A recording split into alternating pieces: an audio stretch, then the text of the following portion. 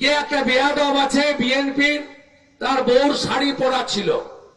ওই মোল্লা রিজভিকে আমি বলতে চাই, তুমি কিছুদিন আগে কলকাতায় এসেছিলে, তোমার হাটে একটা রিং বসিয়ে নিয়ে গেছো, ওটা ভারতের তৈরি, ওইটা খুলে বের করে দাও, বউর শাড়িটা পরে পড়াবে। সনাতনীরা শান্ত সংযত, তারা অত্যন্ত শান্তিপ্রিয়, আমাদের ধর্ম তাই শেখায়, আমাদের গীতা বেদ উপনিষদ তাই শেখায়। আমাদেরকে হুমকি দেওয়া হয়েছে, তাই আমরা আজকে তাদেরকে হুমকি দিতে চাই না। আমি শুধু বৎসদের একটা কথাই বলি, যে এই ধরনের উগ্রবাদ জঙ্গিবাদ দেখে নেব, মেরে দেব, কেটে দেব, এই ধরনের ভাষা মাদ্রাসাতে পড়াশোনা করলেই মুখ থেকে বেরোয়, অন্য জায়গা থেকে পাওয়া যায় না। বেশি লাফালাফি করবেন না। কতগুলো অর্বাচীন ঢাকায় দাঁড়িয়ে কাল বলছে 4 ঘন্টার মধ্যে নাকি কলকাতা দখল করবে। ওই লোকগুলো কোন স্কুল কলেজে পড়েছে বলে জানা নেই আমার, বিজ্ঞানের ন্যূনতম ধ্যান ধারণা আছে বলে জানা নাই, কতগুলো মাদ্রাসাতে পড়েছে, ওই জন্য ঢাকা থেকে ওই ধরনের কথাবার্তা বলছে।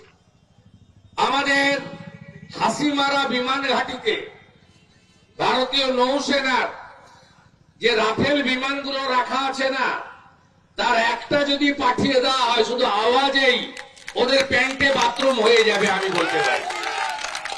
ভারত কত বড় সামরিক শক্তি ধরে, এটা রাশিয়া জানে, আমেরিকা জানে, চীন জানে। ভারত থেকে পেঁয়াজ আর আলু না গেলে যাদের খাওয়া জোটে না, ওদের নুন তৈরি হয় কাঁচা নুন, যেমন দাদন পাত্র বাড়ে তৈরি হতো, আয়োডিনটা পাঠাতে হয় ভারতকে, তারপরে পরিশুদ্ধ নুন তৈরি হয়। আমরা ওদের উপর নির্ভর করি না,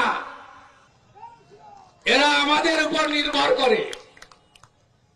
আপনারা অপেক্ষা করুন। আমি একজন ভারতীয় হিসেবে, একজন নাগরিক হিসেবে আমার স্থির বিশ্বাস, 71 সালে 1.5 বছর ধরে অত্যাচার হয়েছে, হিন্দু মহিলাদেরকে ধর্ষণ করা হয়েছে, 30 লক্ষ শহীদ হয়েছিল পাকিস্তানের হাত থেকে বাংলাদেশকে উদ্ধার করার জন্য, তার অধিকাংশই ছিল বাঙালি হিন্দু।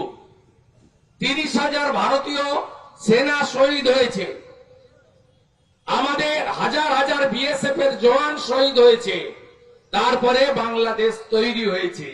1.5 বছর ধরে অত্যাচার করেছিল। আমি বলি, পিপিলিকার পাখা বজায় মরিবার তরে, বাংলাদেশের এই মোল্লাগুলো, মৌলবীগুলো, এই র্যাডিক্যাল উগ্রবাদীগুলো, এদেরও পাকিস্তানের রাজাকারের যে হালত হয়েছিল, সেই হালত হতে চলেছে। অপেক্ষা করুন।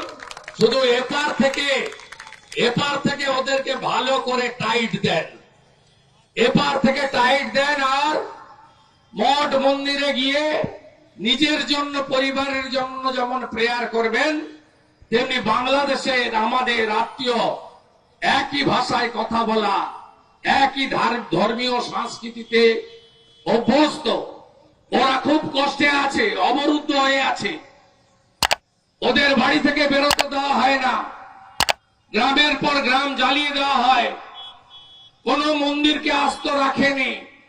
আপনারা আসুন, ওদের জন্য আমরা প্রার্থনা করি।